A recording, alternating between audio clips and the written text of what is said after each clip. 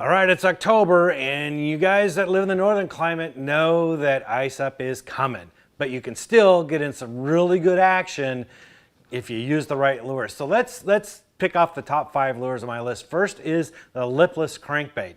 Now, this time of year, green weeds can be a little difficult to find because the days are getting shorter and the water's getting cooler and the weeds are dying off. So what you need to do is find them a little bit deeper, use your graph, and find those strands of weeds, take your lure, get it down there, hook some of those weeds and bring them up and take a look at them. If they're brown, move on.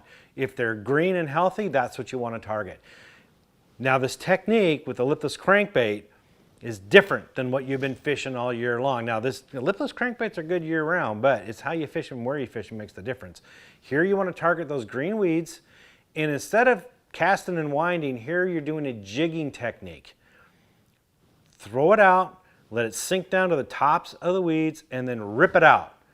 Reel up that slack line as you let it flutter back down into the tops of those weeds and rip it back out again. So you're jigging it back to the boat. That action of it ripping right out of the weeds usually elicits a strike from active bass. So that's a great technique, but there's some key things about it to make it even better or to make it more productive. One of them is use a 1/2 ounce or less, like a 3/8 or a 1/4 ounce lipless crankbaits. A heavier lipless crankbait will sink into the weeds and make it harder to rip it out. So you got to be patient for it to get down there. It slows the fall if you rip it out, which entices more strikes. So a lighter one is key to this. The other one is you're fishing in clearer water. So you'll want to use more natural looking crankbait colors such as shiners or perch, bluegill. That's the kind of thing you want to use right now. And then your equipment will make all the difference. So here we're using fluorocarbon line. Fluorocarbon because it sinks, fluorocarbon has sensitivity, fluorocarbon because it is less visible in the water, and also it has a little bit of stretch to it, so when you're fighting the fish back to you, it has that give that'll help keep the fish pinned. Next is your rod. You're going to use a little bit beefier rod than you normally use for crankbaiting. Here's a heavy power medium action rod is what you're looking at. Okay, it's got a little bit stiffer backbone to it, but that's what you need in order to rip it out of the weeds like I just told you. So a little bit stouter rod, 7.3 to 7.5, maybe 7.6 rod, that's what you're looking for.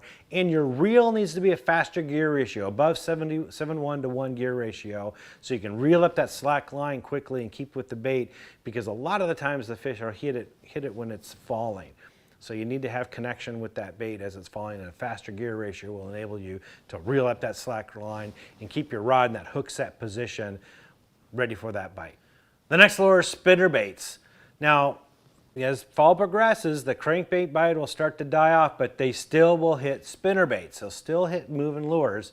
Just switch over to a spinner bait. You're going to fish those same weed lines in weeds like I mentioned before, but you're going to fish them different. With this lipless crankbaits, you're fishing on the top of the weed beds. A lot of the fish will sit there in the weeds sunning themselves, and that's a little bit warmer, and so that's how you draw them out with that lipless crankbait.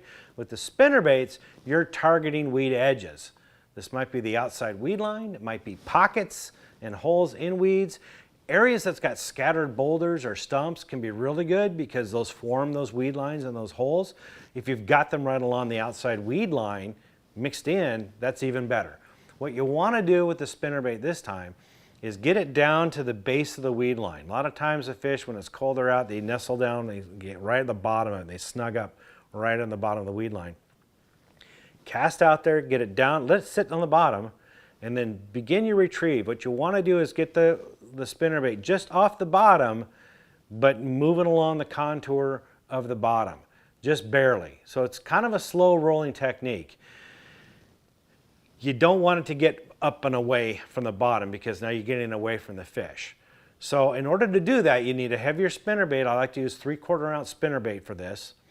I do use a trailer because it does make it a little bit buoyant, so you can still keep it slow, but keep it up off the bottom. It aids in that. But also having a slower gear ratio reel from 5:1 to 6:1 gear ratio is the key to keep it from pulling away from the bottom. What I like to do, especially when I'm first in an area, is I need to learn that slope. So as you're reeling it, just stop and let it sink and hit the bottom. It'll give you an idea if you're pulling it too far away from the bottom or if you're right there with the bottom, depending on how long it takes to hit the bottom after you stop. Doing that a few times will give you an idea of how slow or how fast and where your rod should be positioned in order to keep it in parallel with the bottom as close as you can. If it occasionally bumps into a rock or a stump or something, that's great. That's fine. That little bit of change in direction often triggers a strike. But that is the key to fishing spinner baits during this time of year. The next bait are tubes. Yeah, tube baits. Again, these, just like the other lures, work well throughout the year, but it's where and how you fish it right now makes all the difference. Bass are getting close to being in their wintertime positions right now. They're out of the main bays and coves and whatnot. They're on the main lake right now, and they're getting deeper. This is where they're still feeding on bait fish, but they're also, some of them are transitioning to bottom-dwelling creatures. So a tube does a really good job of imitating both.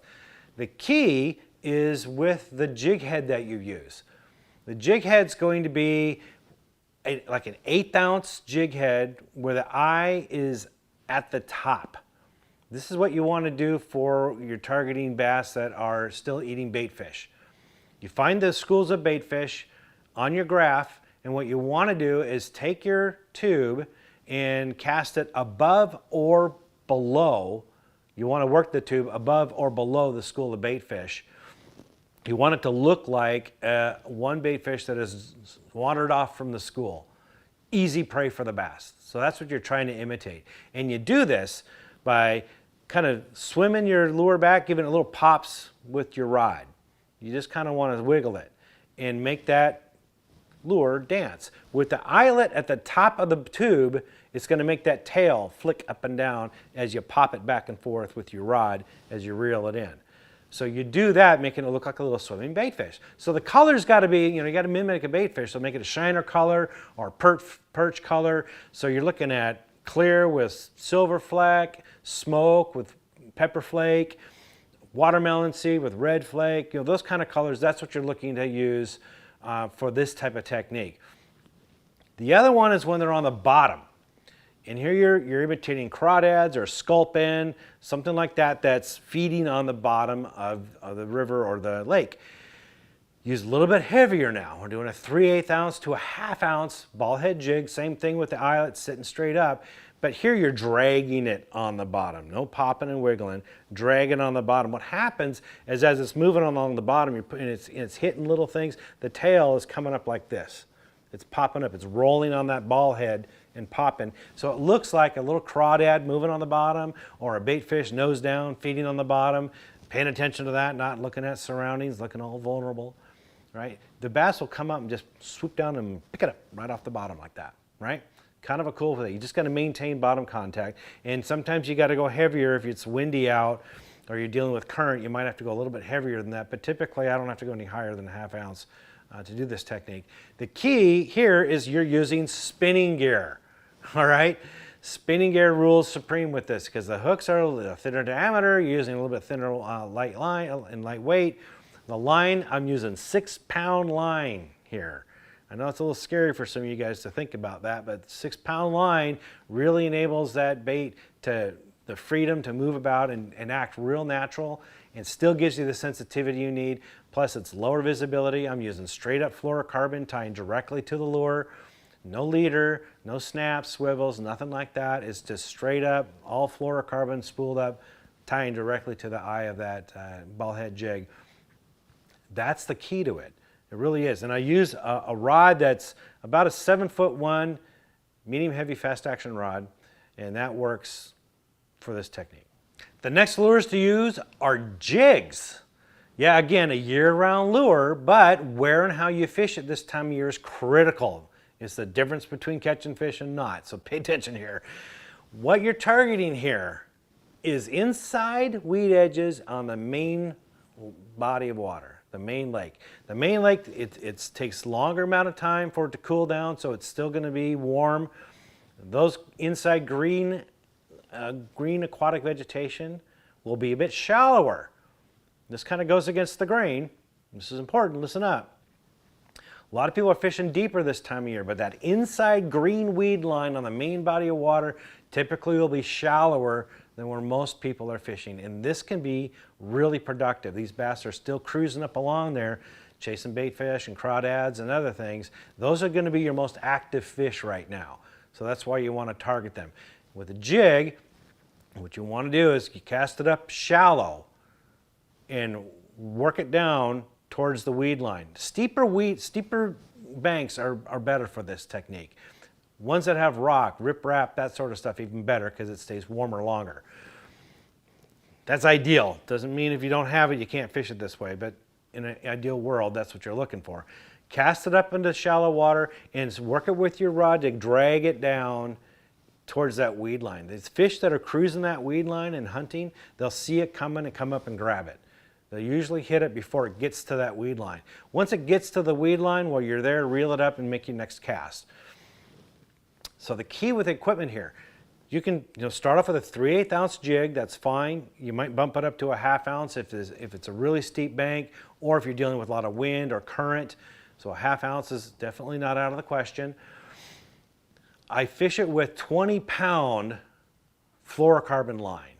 Now that's for starters. Now the reason why, so braid holds a lot of water. It absorbs a lot of water. And this time of year, it's really cold, and you have problems with water freezing up on the eyelets of your rod. So the less water that your line holds, the less freezing up and ice on your line guides that you have to worry about.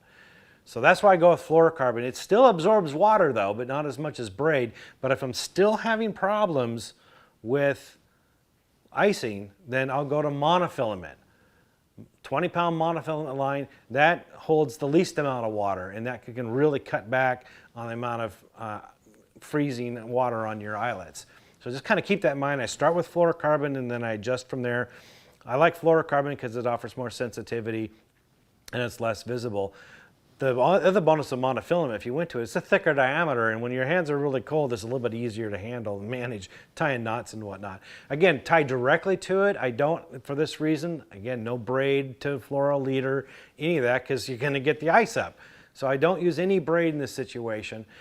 Just straight up fluorocarbon or straight up mono. And I use a medium heavy power fast action rod. And the colors I use are your browns and green hues. Right? Your natural bait colors. Again, the water's a bit clearer this time of year, so you don't want to deviate too much and make it look way out of position or not natural. So your browns and your greens. With the trailer, it has to be one that doesn't have a lot of action to it. So those craws that's got the ridges to them that make them go crazy, not this time of year. You want something that has less action, like a Zoom chunk, for example. Doesn't have a ton of action to it, but adds some bulk to it. That's the kind of trailer you want to use. Now, blade baits are going to be the last lures that you throw before ice up. These are going to be when it's really cold out, but they're super effective because of their tight wiggle and the way they fall. Super effective right now. The way you fish them, though, a little bit different. You're back to that jigging action that we talked about with the vibrating crankbaits, but your actions are a lot more subtle now. Let it settle down to the bottom. Again, this is the deeper areas. You're right now with the river channels. You're right close to the areas right where the fish are going to sit for the rest of the winter time. My neck of the woods, that's 45 to 55 feet deep on most lakes that have that kind of depth. So you're pretty deep, but let it get down there, let it settle on the bottom, and then all you're going to do is just lift it up a little bit, a few inches, so you can just feel it vibrate, and then let it settle back down and wait. That's the hardest thing for us bass anglers to do, is to do nothing. But this is when the fish get it. They pick it up off the bottom, typically. They usually don't hit it in the fall this late in the season with this kind of bait. You just give it that little bit of an action, lift it up a little bit off the bottom, let it fall down, let it sit 15, 30 seconds or more and wait for the fish to pick it up. In order to do this correctly, you need a shorter rod. So a 6'8" rod, a 6'10" rod, something like that is what you need. It limits the amount of movement as you lift the rod up. And the slower gear ratio helps with this too. As you reel up the slack, you move it a lot less when you have a 5-to-1 gear ratio, for example. Color-wise, silver, silver metallic works great when it's sunny out, gold when it's cloudy out. If you got some stained water, then you can experiment with painted colors. like white, chartreuse, fire tiger, that kind of stuff. The key here with the whole technique is the line you use. Now, I know a lot of you guys like to use braid, or you like to use braid to fluorocarbon. Now, I talked just a minute ago about using braid and icing, so that's a problem, but there's an additional problem with braid using for this technique. Braid is thin and wispy, limber, like thread. Not a good trait that you want, because when you cast this bait out and it's falling, they don't fall straight down like this. They kind of tumble and turn as they fall.